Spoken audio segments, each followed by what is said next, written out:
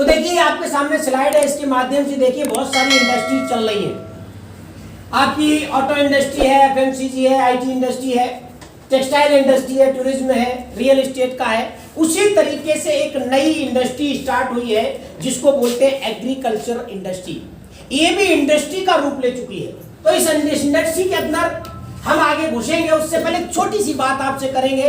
कुछ हमारे यहाँ पे पुराने लोग भी बैठे हैं, वो इस बात को अच्छे से समझेंगे, नए लोगों को भी समझना है। ये आंकड़ा दिया हुआ है 1970 का। आप ध्यान देंगे 1970 में 53 करोड़ की भारत की आबादी थी। चूंकि हम खेतीबाड़ी की बात कर रहे हैं इसलिए इस पे बात करना जरूरी है। तो 1970 में 53 करोड़ की आबादी थी और 2017 में 126 करोड़, और अब लमसम 140 करोड़ पे पहुंच रही है। रहने के लिए आबादी तो बढ़ रही है, लेकिन खेती बढ़ रही है क्या? खेती बढ़ नहीं रही है, बल्कि जहां पर खेती हुआ करती थी वहां आजकल कंक्रीट का जंगल खड़ा कर दिया है, बेहतरीन बिल्डिंग खड़ी कर दी है। जब भारत में जनसंख्या बढ़ी और खेती कम हुई तो ऐसे में क्या हो सकता है? खाद्यान्न की कमी हमारी 1970 में पड़ी थी, पुराने लोगों को पता होगा। और 1970 के दशक की अगर बात की जाए तो तब जो है गेहूं 1 बीघा में कितना उगता था? 1-1.5 कुंतल। तब भी काम नहीं चल रहा था, और अब वही गेहूं कितना होता है? 4-5 कुंतल। तो पुरानी बात याद आ जाएगी आपको। तो जब जनसंख्या बढ़ी तो भुखमरी पड़ी, खाने पीने को दिक्कत आ गई, गवर्नमेंट ने सब इंतजाम कर लिए लेकिन सब फेल। दिमाग में ये आया कि विदेशों से मंगाया जाए तो कितना मंगा के खिलाओगे भाई, पूरा देश है, 1-2 दिन की बात हो तो माता पच्ची वैज्ञानिकों ने की पूरा दिमाग लगाया, बोले नहीं कुछ इसके लिए करना पड़ेगा। और जब वैज्ञानिकों ने काम किया तो विदेशों से संपर्क किया तो अमेरिका में एक व्यक्ति जिनका नाम आप देख रहे हैं डॉक्टर विलियम गॉड्स, इस व्यक्ति के लिए शानदार ताली बजा दीजिए। यह व्यक्ति उस वक्त अमेरिका में एक हरित क्रांति के नाम से एक अभियान चलाया था। जब भारतीय वैज्ञानिकों से उससे बात हुई तो उसने पूछा, यहाँ के लोगों ने बोले साहब बड़ी दिक्कत है, क्या करें? तो उन्होंने कहा यार इसी पे तो हम काम कर रहे हैं भाई। जनता जब बढ़ रही है ज्यादा है तो उनके खाने के लिए खाद्यान्न उत्पादन करना है, बस दूसरा समाधान क्या है? रोने से क्या होने वाला है? और उसी पे हम काम कर रहे हैं। तो बोले क्या करना पड़ेगा? तो ध्यान दीजिएगा, उन्होंने कहा जो बीज हम बोते हैं जिसे देसी बीज बोलते हैं, उनकी पैदावार कम है। सबसे पहला काम यह करना पड़ेगा, वो बीज बदलना पड़ेगा। और देसी बीज से पहली बार हाइब्रिड बीज आप ही की देन है, गॉड साहब की। बोले इस बीज को बोइए। वैज्ञानिकों ने कहा बहुत बढ़िया बात है, इसको बो देंगे, उत्पादन अच्छा हो जाएगा। बोले नहीं, स्टेप बाय स्टेप चलो। आप इस बीज को बो दोगे, आपका जो बीज है उसको आप ऐसे ही खेत में फेंक दो, ऊट पटांग जैसे भी हो, पानी लगा दो, खाद लगे तो न लगे तो जैसा भी होगा वैसा कम ज्यादा उत्पादन हो जाएगा। लेकिन इस बीज की खास बात यह है, इसको बोने के बाद इस फसल को खाना ज्यादा चाहिए। आपकी जो खादें हैं उनसे काम नहीं चलेगा, इसको अलग से रासायनिक खादें देनी पड़ेंगी, सिंथेटिक फर्टिलाइजर। बीज बोया गया, खादें दी गई, काम चालू हो गया। और जैसे ही खेतीबाड़ी चालू हुई वैसे वैसे क्या हुआ, कुछ समय बाद खेतों में जो कीड़े कभी दिखते नहीं थे वो कीड़े खेतों में दिखने लगे और भयंकर तरीके से दिखने लगे। तो फिर गॉड साहब से बात हुई, बोले साहब जी एक नई समस्या, क्या करें इसका? बोले कुछ नहीं, कीड़े पैदा हो गए, इनको मारने के लिए दवा तैयार करनी है। तो मारने के लिए क्या होता है? जहर तैयार करना है। कुल मिला के कीटनाशक तैयार हुआ, खेती चालू हो गई। ये कुछ पोषक तत्व हैं जो खेती में चाहिए होते हैं। जैसे हम खाना खाते हैं ऐसे ही अलग अलग तत्व हमारी फसल को भी चाहिए, और वो फसल में आपका carbon, oxygen, hydrogen, nitrogen, potassium, phosphorus, calcium, magnesium, sulphur, zinc, boron, iron, manganese, copper, molybdenum और क्लोरीन, ये पोषक तत्व चाहिए होते हैं। आजकल छोटे छोटे पैकेट में लोग ला करके खेत में डालते हैं, लेकिन बड़े रूप में 3 पोषक तत्व होते हैं, जिसमें नाइट्रोजन, फास्फोरस और पोटेशियम। ये 3 पोषक तत्व बड़े रूप में होते हैं जो लाके डालते हैं। आगे हम बढ़ते हैं और कुछ गणित आपको बता देते हैं। इस गणित को ध्यान से देखिएगा। अगर इस गणित को आपने ध्यान से नहीं देखा तो जो आपको अपने माँ बाप से खेती मिली है, गारंटी है हम अपनी औलादों को वो खेती नहीं दे पाएंगे। जो हमारे पिता को अपने पिता से खेती मिली थी वो आज रही नहीं, और हमारे पिता हमको ट्रांसफर वो नहीं कर पाएंगे। और अगर गलती से हमारे पास ठीक ठाक आ भी गई तो हम अपनी औलादों को वो खेती कभी नहीं दे पाएंगे। क्या हो रहा है उसमें? इस गोले को देखिएगा। ये गोला जो है, जो मिट्टी अपनी है, टोटल मिट्टी में इतने तत्व पाए जाते हैं। पहला जो सबसे बड़ा पार्टिकल है मिनरल पार्टिकल 45%, जिसको आप मुट्ठी में पकड़ के देख सकते हैं। ये मिट्टी जो है ना वो 45% है। उसी मिट्टी में 25% हवा मिली होती है, हवा 25% पानी मिला होता है। लेकिन सिस्टम है, पानी ऊपर से जाता है और धीरे धीरे बैठ करके नीचे चला जाता है। ये चीज पता कैसे चले कि हवा है, पानी है? तो जमीन को खोदना शुरू करिए। खोदते खोदते आपको नीचे क्या मिलेगा? पानी। और पानी याद रखिए कभी हवा के बाहर आता नहीं है। ट्यूबवेल चला के देख लीजिए, जब पानी ऊपर आता है ना तो हवा उसके साथ आती है।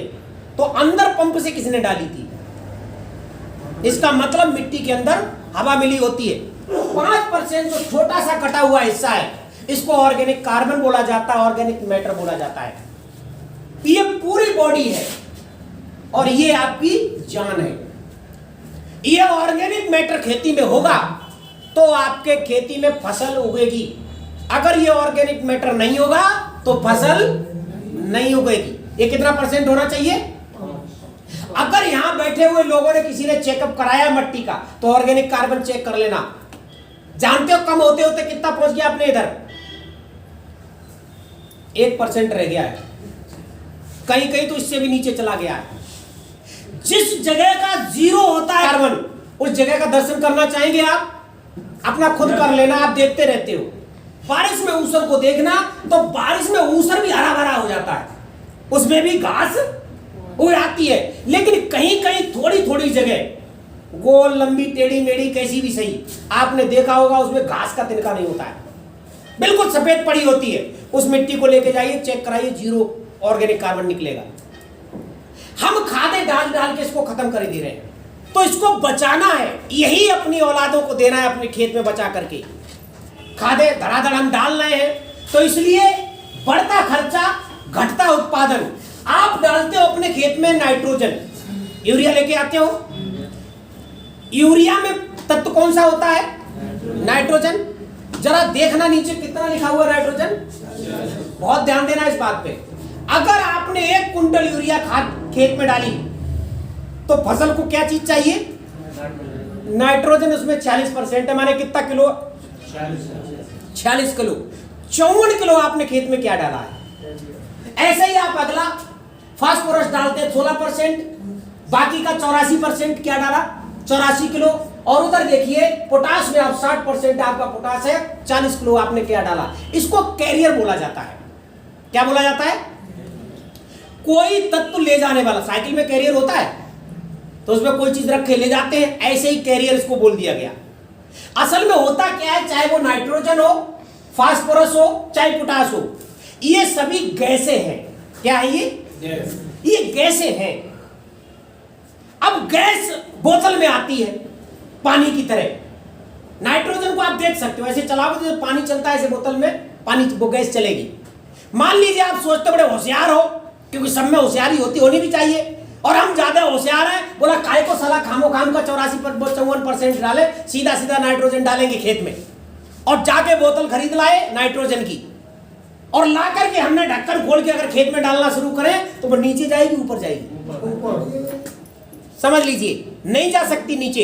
इसलिए वैज्ञानिक प्रक्रिया के तहत कोई ऐसी व्यवस्था की गई कि उस गैस को किसी में घुलनशील चीज में मिला करके मिक्स कर दिया, और उस चीज को डालो, वो जमीन में जाएगा, गल जाएगा और उसमें काम कर जाएगा। ठीक इस प्रकार से आपने होम्योपैथिक की दवा देखी होगी, छोटी छोटी गोलियां होती सफेद सफेद। वो सफेद गोलियां दवा नहीं होती है, आप डॉक्टर साहब को दवा बनाते हुए देखना, उन गोलियों में 2-4 बूंद डालते हैं डॉक्टर साहब, हिला के दे देते, बोले ऐसे, और जब खाया करो तो हिला के खाया करो।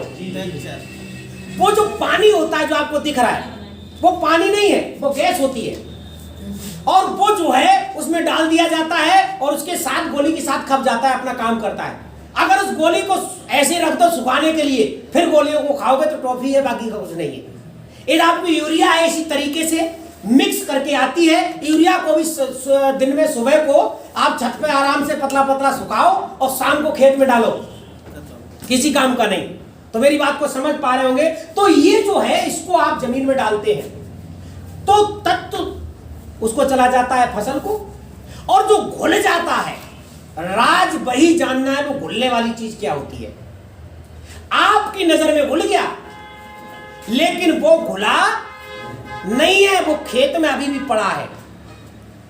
वो उसको बोला जाता है पॉलीमर, और पॉलीमर से क्या बनती है? पॉलीथीन।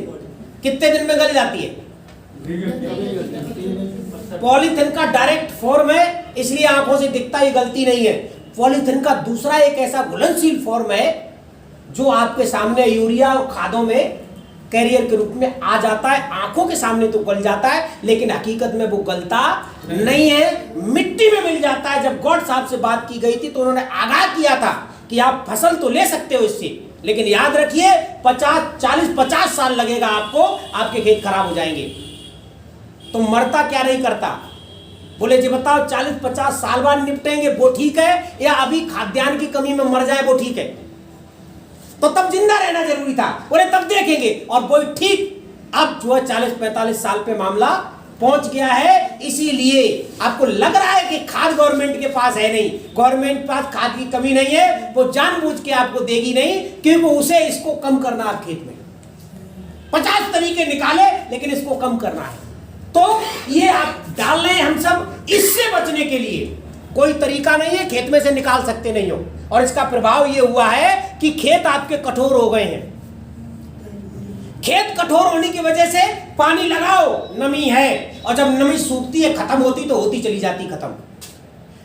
खेत कठोर होने की वजह से जो पौधे की जड़ें हैं वो जड़ें फैल नहीं पाती हैं। अरे ज्यादा बड़ी बात नहीं, पुराने लोग देखते होंगे पहले यही मक्का के खेत में उसको पौधे को उखाड़ते थे तो लगता था कि बहुत जगह उखड़ आती थी, जड़ें होती थी। अब नहीं, और उसी हिसाब से कमजोर हो गया, लुढ़क जाता है। तो इसका सॉल्यूशन हम आपके बीच में देने जा रहे हैं। बहुत शानदार प्रोडक्ट आपके बीच में आया, हर्ष संजीवनी, जो हर समस्या का समाधान है। और याद रखिए, गलती मत करना, क्योंकि हम जब कभी किसी को न्यूट्रीचार्ज देते हैं तो हम बोलते हैं देखो ये दवा ऐसे खाने, ये दवा ऐसे खाने। ये वाली बात नहीं बोलनी है कि कोई न्यूट्रीचार्ज दवा नहीं है। हमने उसे कहा कि हम सप्लीमेंट दे रहे हैं, लेकिन खाने वाला बात में कहता वो तुम दवा देंगे जब काम ना करो, तो उससे कहो कि हमने दवा नहीं दी थी, हमने आपको सप्लीमेंट दिया था, भोजन दिया था। ऐसे ही यहां पर जब आप किसी को दोगे तो खेत में डाली जाती है, तो निश्चित तौर पर अपढारू ऑटोमेटिक भाषा है हमारी, आप इसे खाद बोलोगे। क्या बोलोगे? लेकिन ये खाद, ये है ट्रीटमेंट। ट्रीटमेंट माने इलाज। और जब कोई बीमार हो जाता है तो इलाज किया जाता है। इंजेक्शन छोटा सा होता है या बड़ा? छोटा इंजेक्शन होता है, तो ये इंजेक्शन है छोटा सा हमारी खाद के लिए, तो ट्रीटमेंट है। ये जो आपको दिख रहा है, ये 750 ग्राम का आपको 5 बीघा के लिए, 5 बीघा के लिए 750 ग्राम। जरा सा आदमी सोचेगा 5 बीघा में कैसे लगेगा, तो कैसे लगेगा वो हम आपको बताएंगे। और 2.5 बीघा के 400 ग्राम का आपको पैकेट मिलेगा।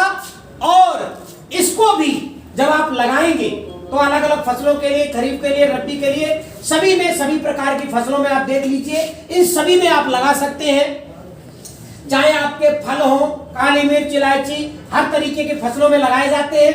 ये काम क्या करेगा? और देखिए, ग्रोइंग ए हेल्थ क्रॉप, हेल्दी क्रॉप, इसमें 3 प्रकार की हेल्थ पे काम होता है। पहली हेल्थ, सॉइल हेल्थ, मिट्टी का स्वास्थ्य ठीक करता है, ये मिट्टी को ठीक करता है, पहला काम। दूसरा, प्लांट का स्वास्थ्य ठीक करता है। और तीसरा एक और हमारे पास अभी तक नहीं था लेकिन अब प्रोडक्ट आ गया है, वो पानी का स्वास्थ्य ठीक करता है। आपका यही वाला प्रोडक्ट जो 10% काम करता था वो 100% काम करने लगा। तो 3 हेल्थ इस पे सुधारी जाती है, पहले जमीन की, दूसरा हमारा पौधे की और तीसरा पानी। अब ये कैसे होता है? तो 4 पैकेट इसमें निकलेंगे हरे संजीवनी के पैकेट में, चाहे 5 बीघा का हो चाहे 2.5 बीघा का हो। पहला पैकेट क्या करेगा? पहला पैकेट सॉइल हेल्थ माने मिट्टी की हेल्थ के लिए, और बाकी के 3 पैकेट प्लांट हेल्थ के लिए। देखो काम कैसे कैसे करता है उसको आपको देखते हैं। पहले नंबर का पैकेट आपको कैसे लगाना है? मिट्टी में जैसे ये मिला रहे हैं, मिलाओ, या खाद में मिला लो, खाद में मिला के जमीन में फेंक दो। उसके साथ साथ बस एक ही बात ध्यान रखनी है, पानी देना बहुत आवश्यक है, क्योंकि इसमें चाय के से दाने निकलेंगे छोटे छोटे। आपने यूं ही खुला छोड़ दिया तो ठीक नहीं है। आप क्या या तो पानी लगाओ या फिर वो इतना गीला हो, इतना न हो खेत कि आपने डाला और वो जाके उस मिट्टी पे गल जाए। फिर आप जब भी उसमें जुताई करेंगे तो वो मिट्टी में जाके मिल जाएगा, नरवाई करेंगे मिल जाएगा। तो पहला पैकेट आप इसमें डालेंगे इस तरीके से। आगे देखते हैं, ये भी तरीका है, वही कुछ फोटोज दे दिए गए हैं। अगर आपको किसी पौधे में लगाना है, कितना लगाना है वो जब आप पैकेट खरीदेंगे उसमें पर्चा निकलेगा, उसमें सब दिया होगा, उसकी टेंशन नहीं है। लगाना ऐसे है कि आपने इस तरीके से कुरुआ बनाया, कुरुआ बोलते हैं, कहीं गड्ढा क्या बोलते हैं आप जानो, समझ लो। और आप पानी में किसी बाल्टी में वो ट्रीटमेंट मिलाइएगा, पानी में घोल लीजिए और इसी में डाल दीजिए, पूरा सूख जाएगा, जड़ों तक चला जाएगा और अपना काम चालू कर देगा। पहले नंबर का पैकेट जब आप लगाएंगे तो फायदा क्या करेगा, इस बात को ध्यान दीजिए। जैसे ही वो आपने जमीन में लगाया तो जमीन में रसायन के अघुलनशील घटकों को घोल देता है। तो कौन से अघुलनशील घटक? वही कैरियर, ध्यान है, कैरियर जो पड़ा रहता है उसको घोलना शुरू कर देता है। जब वो घुलता है तो जमीन भुरभुरी होने लगती है, जमीन में नमी बढ़ने लगती है ऑटोमेटिक, और फसल में सूक्ष्म जड़ों की वृद्धि होती है, फसल को सूक्ष्म तत्व देने में मदद मिलती है, जमीन में जीवाणु का विकास होकर जमीन की उपजन क्षमता बढ़ती है। जमीन में जीवाणु का विकास किया। अभी खादें और दवाएं डाल डाल के जो जीवाणु होते थे, जिनको गैसा केचुआ क्या बोलते थे, वो तो सब खत्म ही हो गए। उनकी संख्या बढ़ने लगती है, जो खेती के लिए बहुत आवश्यक है। जमीन में ऑर्गेनिक कार्बन बढ़ता है। अपनी मिट्टी को चेक करिए, इसको लगाना शुरू करिए और ऑर्गेनिक कार्बन बढ़ते हुए देखिए। इसको लगातार 5 साल आपने लगा दिया, लगातार ध्यान दीजिए, 5 साल किसी खेत में लगातार इस ट्रीटमेंट को लगा दिया तो ये ऑर्गेनिक कार्बन आपकी चरम सीमा तक पहुंच जाएगा। और पहली बार जब आप लगाएंगे तो पहली बार में आप 20% खाद कम कर लो, 20% खाद कम कर लीजिए पहली बार में। दूसरी साल जब लगाएंगे उसी खेत में और वैसी फसल की 40% खाद कम कर सकते हैं आप। तीसरी साल में 60% कम करिए और चौथी साल में आप 80% खाद कम हो जाएगी। और चिंता करने की जरूरत नहीं है, फसल जो भी हो वही फसल बगल वाले में नपा लीजिए, वो चाहे कितनी भी खाद डालता हो, कितनी भी डालता हो, आपसे ज्यादा उत्पादन नहीं ले सकता। और आपकी 80% खाद कम भी होगी। 20 से 25% आप खाद लगाते रहिए और जिंदगी भर फसल शानदार लेते रहिए, जिंदगी भर। ये जो पैकेट है, अगर कोई टेक्निकल व्यक्ति हो तो जरा टेस्ट कर लेना, इसमें 5 ट्राली भूरा के बराबर पावर है उस छोटे से पैकेट में। नाइट्रोजन, ये नीचे वाला पढ़ लीजिएगा, जमीन में नाइट्रोजन को स्थिर करता, ये क्या खेल है? ये स्वाभाविक बात है, हमारी जमीन में इतना नाइट्रोजन ऑलरेडी होता है। नाइट्रोजन क्या है? गैस। इतनी नाइट्रोजन ऑलरेडी हमारे जमीन में उत्पन्न होती रहती है जितनी हमारी फसल को चाहिए। उसका पूरा उपयोग इसके माध्यम से आप कर पाओगे, इसलिए खादों की जरूरत नहीं पड़ेगी। खास बात यह है, लेकिन हम नाक नाक तक ठुसा ठुसा के जबरदस्ती उसको क्या करें? वो जो है बेचारा अंदर, वो कौन पूछता है उसे? तो इस तरीके से पहला पैकेट शानदार काम करेगा। दूसरा पैकेट देखिए, दूसरा पैकेट ये बचपन की अवस्था होती है। जब बच्चा होता है तो उसको पोषण की आवश्यकता होती है। हम लोग खिचड़ी खा खा के बच्चे को पाल देते हैं, और ट्यूशन, जे ट्यूशन की ब्रेड ट्यूशन, उसको न्यूट्रिशन कितना देते हो? उसके माइंड के लिए न्यूट्रिशन भी चाहिए, सब खाली होता रहता है, तो हम न्यूट्रिशन देते हैं बच्चे को। ये समझिए बात आपको यहां पर। तो ये जब आप डालेंगे दूसरा नंबर पैकेट जिसका छिड़काव होना है, अब जमीन पे नहीं डालना, छिड़काव करना है, तो छिड़काव में क्या होगा? फसलों को संतुलित वृद्धि होती है, फसलों की पत्तों के आकार में वृद्धि होती है, और जब पत्ते बड़े होते हैं तो प्रकाश संश्लेषण प्रक्रिया तेज हो जाती है, क्योंकि भोजन पौधा हमारा जड़ों से भी लेता है और पत्तों से भी। अब नन्हे नन्हे पत्ते तो कितनी जो है पोषण मिलेगा, और जे लंबे चौड़े पत्ते तो उसी हिसाब से पोषण आएगा, सीधी सी बात है। तो पत्ते बड़े होते हैं, इससे प्रकाश संश्लेषण प्रक्रिया तेज होती है, जड़ों की सशक्त विकास में मदद मिलती है। आपने जमीन में डाल दिया नंबर 1 पैकेट, जो जमीन को भुरभुरा बना रहा है, तो जड़ें आपकी फैलना शुरू हो जाती हैं, और अच्छे से जड़ें आगे बढ़ती हैं। मजबूत जड़ें तो अपनी जगह बना लेती हैं पेलम पाली करके, लेकिन जो सूक्ष्म जड़ें होती हैं वो नहीं बढ़ पाती, लेकिन जब जमीन भुरभुरी होती है तो वो भी बढ़ती है, जिससे पोषण और बढ़ जाता है। तो इस तरीके से तीसरा ये यौवन अवस्था, ये वो अवस्था होती है जहां पर हमारी फसल फल धारण कर रही होती है, फूल धारण कर रही होती है। सिंपल सी बात है, इस यौवन अवस्था में ये प्रेगनेंसी का टाइम होता है, जैसे हमारे महिलाओं का और भी पशु पक्षियों का, ऐसे ही पौधों का होता है। महिला जब प्रेग्नेंट होती है तो स्पेशल उसको खाने की जरूरत होती है। हम साला आकुरे हुए आलू खा रहे हैं, उसको भी खिला रहे हैं, फिर सोचते हैं कि बच्चा हमारा मजबूत पैदा हो। अकल ठिकाने है नहीं। वो कौन सी कहावत कही जाती, चलनी में भैंस दुएंगे, फिर वो क्या कहते हैं, समझिए आप। तो हम ध्यान नहीं देते। आप जानते हैं अवस्था होती बच्चों की, बेटा बेटी बड़ी ऐंठ में, हम बच्चे लड़का लड़की को बराबर समझते हो, पगला ही करते हो। बराबर समझने की जरूरत नहीं है। वो जब तक छोटे छोटे बच्चे तब तक बराबर समझ सकते हो। एक अवस्था के बाद जब वो टीनेजर्स हो जाते हैं तो हमारी बेटी में अलग से परिवर्तन आता है, और उस परिवर्तन की वजह से उस बच्ची में नुकसान होना शुरू होता है, उसका ब्लड का, खून का। अब वही तुम अपने बेटे को खिला रहे हो, वही बेटी को खिला रहे हो, और बड़ी ऐंठ में बोल रहे हो, बराबर समझ रहे हो। अरे भैया मेरे, फूल और पत्तों को तामने की क्षमता बढ़ती है। ये क्या राज है समझिए। हमारी जब फसल होती है तो उसमें आप देखिएगा फूल खूब आता है, फिर आपने देखा होगा झड़ जाता है। तो ये काम क्या करेगा, फूल खूब आएगा, उस रेशियो से नहीं झड़ेगा जिस रेशियो से झड़ जाता है। एक और राज की बात है, बारीकी, नर मादा फूल भी होते हैं, तो मादा फूल ज्यादा आएंगे, क्योंकि फल जो बनता है वो मादा फूल से बनता है। नर आ भी गया, आप खुश हो रहे, बड़े फूल आए, सारे सब नर हैं, कोई फल नहीं बनता। मादा फूलों का निर्माण होता है, और जब मादा फूलों का निर्माण होता है, जब वो अपनी पूरी प्रोसेस को अपनाते हैं तो फल ज्यादा बनते हैं, और फल ज्यादा बनते हैं तो सिंपल सी बात है, वो जब फल अगर बड़े हो जाएं अपने आकार में तो उत्पादन तो अपने आप बढ़ ही गया। ज्यादा फल होंगे, उत्पादन बढ़ जाएगा। एक और खास बात, अक्सर क्या होता है कि हमारी फसलों में कभी कभार झटका लग जाता है पानी का, और झटका लग जाता है तो सभी किसान भाई जानते हैं उसकी भरपाई करना मुश्किल पड़ जाता है। लेकिन हमारा ये प्रोडक्ट अगर आपने लगा दिया और बाई द वे कहीं झटका लग गया आपकी फसल में पानी लगाने में, तो कोई फर्क पड़ने वाला नहीं, इतनी पावर उस फसल में हो जाएगी, क्योंकि शुरू से देखे आ रहे हो। झटका लगा के देखना नहीं है। हाँ बोले देखे इसमें ताकत आ पाई कि नहीं, हाँ ये भी नहीं करना।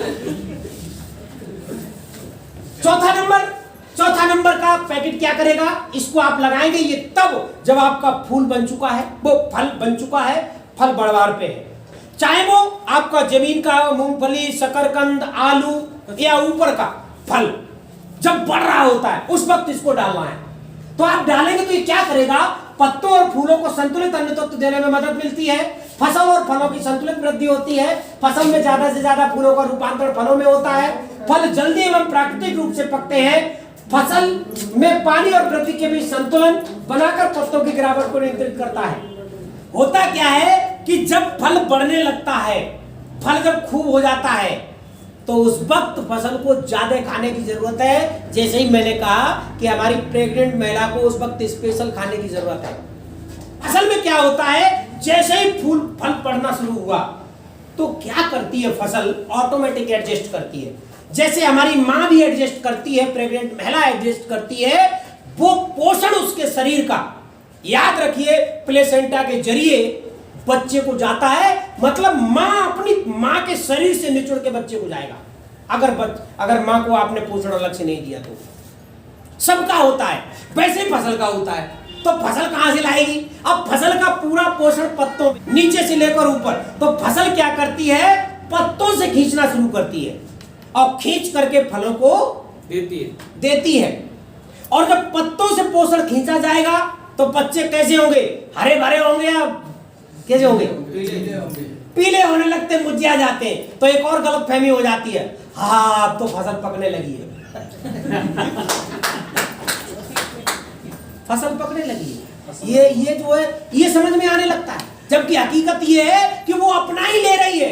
कोई जानवर भूख लगे, कहीं जुगाड़ ना बने तो अपने दूध पी लेते हैं। बकरी अक्सर अपना दूध पीती है। ऐसे ही ये फल ये वापस लेता है। तो हमारा पौधा जब कमजोर होगा तो फल अच्छे नहीं हो पाते हैं। इसकी वजह से एक काम और होता है, जैसे बैंगन है या कोई भी फल है, उस फल पर, उस पौधे पर जो फल लगा है, बड़ा फल जड़ की तरफ होता है या ऊपर की तरफ होता है? प्रैक्टिकल है। क्यों होता है? क्योंकि पत्तों से पोषण है, वो जो भी मिल रहा है, सबसे बड़ा मेजर जो पोषक है वो जमीन से आता है। तो जड़ से जब आता है तो सबसे पहले जो नंबर पे लगा है वो पहले पीना शुरू करता है। ऊपर वाला लटका है, सोच रहा है छोड़। अब नीचे वाला जब तक उसका नहीं हिसाब बन जाए वो काहे कुछ बढ़े। तो जो बचा बचाया ऊपर वाले को मिलता है, बेचारा छोटा रह जाता है। और नीचे वाला कोई बैंगन तो आप देखो ना, साला फटने को आता है, लेकिन ऊपर वाला छोटा ही रहता है। नहीं, मैं अगर गलत बोल रहा हूँ यार बोलो, अगर गलत बोल रहा हूँ तो बोलो। छोटा वाला जबरदस्त फटने को, ऊपर का छोटा सा रह जाता है।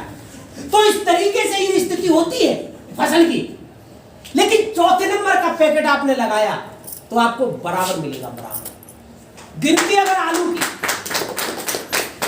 आलू की आपकी वैसे खादे लगा के आपकी, मान लीजिए एक आलू में 10 छर्री पड़ी, 10 आलू बनने एक पौधे में, इधर भी 10 बनने हैं।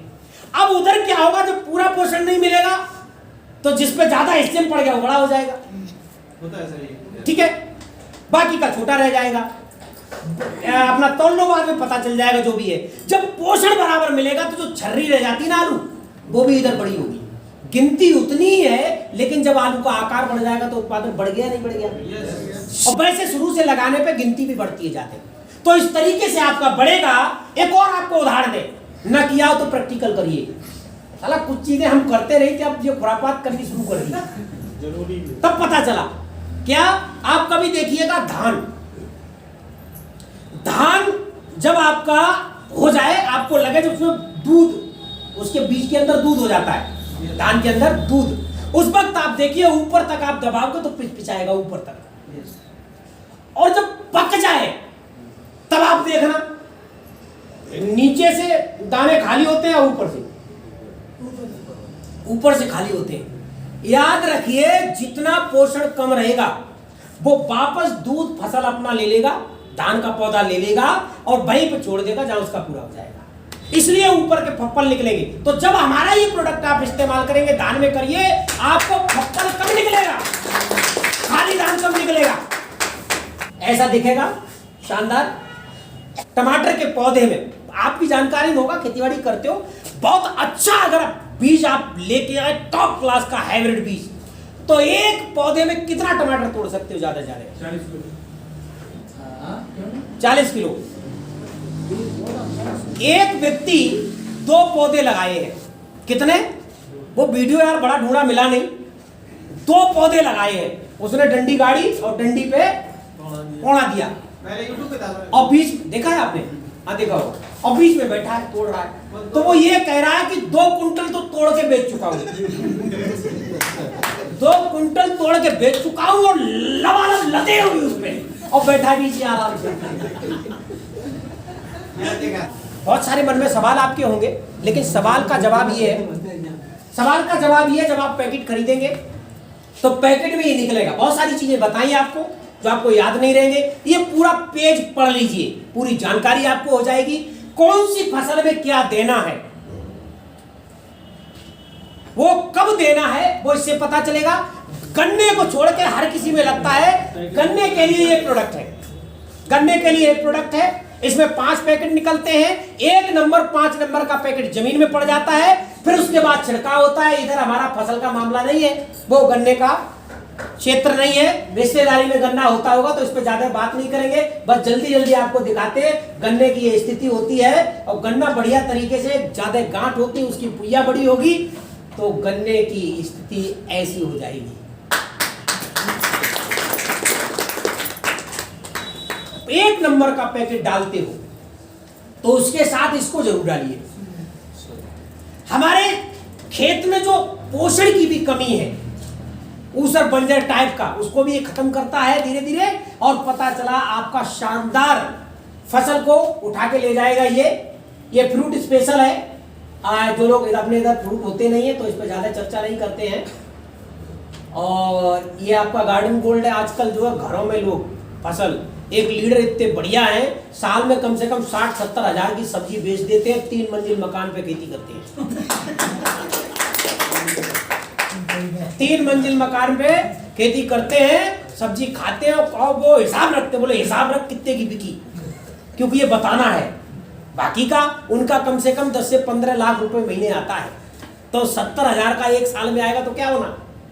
लेकिन नहीं, वो देखते हैं कि कितना हुआ, तो 3 मंजिल मकान पे इसको करते हैं। तो इसको आप यूज कर सकते हैं। देखो अम्मा तोड़ के लाई है, ये अम्मा तोड़ के लाई है सब्जी, ऐसे ये सब गार्डन गोल्ड का। और घर में है, ये घर में ये किट भी उस तरीके से आती है शानदार। इस पे हम चर्चा नहीं करते, हम आगे बढ़ते। देखिए पूरा घरों में बना रखा है भाई, कमाल है। देखो कुछ चुरा के भी नहीं ले जाता यार, साला बाहर तोड़ देते लोग। ये बहुत शानदार। जब वो कीटनाशक कीड़ा लगता है तो हम लोग जहर लाते हैं, सिंपल सी बात है, कीड़े को मारने के लिए। हमारा ये ऐसा प्रोडक्ट है जो कीट रोधक है। क्या है? कीट रोधक, कीटनाशक नहीं है, कीट रोधक है। ये कीड़े को रोकता है, इसलिए खेत में कीड़ा लगे ना लगे पहले से ही इसको डाल के चलाना पड़ता है, तो आगे कीड़ा नहीं लगेगा। ये क्या करेगा, इसको लगा करके, आप सभी जानते हैं कीटनाशक लगाया गया तो उसमें कीड़ा मरता है, जहर होता है। कई लोगों ने पीपा के पैक लगा के पी लिया है, मर के चले गए, और बाकी के लोगों से कहेंगे पीना मत क्योंकि ये जहर है। वो जहर था। ये अगर कोई गलती से पी जाता है, घोल घाल के, गुस्सा तो आती है ना, और घोल के पी गया पैक बना करके, तो एक बात की गारंटी, मरेगा नहीं। बाकी का टट्टी हो जाए, उल्टी हो जाए, कुछ भी हो जाए, पेट साफ हो जाए, लेकिन ध्यान रखना पेट साफ करने की दवा नहीं तो सोचो यार साला पेट गुम हो रहा है, थोड़ी सी ले ले। हाँ वो ठीक नहीं है। क्योंकि कुछ लोग ऐसे लीडर मिले हैं जिन्हें नहीं, इससे कुछ नहीं होता है, उन्होंने बना, देखो हम पी के दिखाते, जहर नहीं है ये, पिया लोगों ने, तब उनको हिदायत दी गई गलती मत करना, तो ठीक नहीं है। इसलिए ध्यान रखना है। ये कीट रोधक है, जो भी रस चूसक कीड़े हैं उसको करता है। अगर आप फंगस टाइप का, उसके लिए ये साफ तेल लगाइए। अगर फसल में लगता है तो पहले से ही लगाइएगा, और आप ऐसा करेंगे तो आपको इससे बचाव होगा। जब भी आप फसल पे छिड़काव करें तो इस रैपिड को जरूर लगाइए। मार्केट में 82 तक आता है, शायद 83 भी होगा, लेकिन 82 आता है, 85 है ये क्या करेगा, हम बहुत महंगी दवा डालते हैं और पता चला कि दवा जो है हमने छिड़काव किया और वो बहुत सारी दवा ढरक के नीचे गिर जाती है, उड़ जाती है, और नहीं उड़ी तो 1 घंटे में अगर बारिश हो जाए तो सब खत्म। अगर इसको आपने लगा दिया तो ये क्या करेगा, इसको लगाने के बाद जैसे पत्ता ऐसा होगा, लेकिन इसे आपने लगाया तो पत्ता ऐसा होगा, आपको पत्ते पे बूंद नहीं दिखेगी, वो जाके फैल जाती, चिपक जाती है। और 1 घंटे के बाद बारिश हो जाए, मूसलाधार बारिश हो जाए, 1 बूंद आपका खाद, वो दवा खराब होने वाली, वो तब तक अपना काम कर जाती है। तो ये बहुत शानदार प्रोडक्ट है। ये 3 प्रोडक्ट जो आपको हमने आज हरीश संजीवनी, रैपिड, स्प्रे मिक्स ये बताया, इसके साथ जो आपको सॉइल हेल्थ हमने बताया, एक पानी के सुधार के लिए एक और शानदार है, ये जरूर से प्रैक्टिकल करिए। इसका पीएच वैल्यू होता है। जैसे हम बहुत महंगी महंगी दवाएं लाते हैं और हमारे पास जो पानी है उसमें मिला के डाल देते हैं, पीएच वैल्यू देखते ही नहीं है।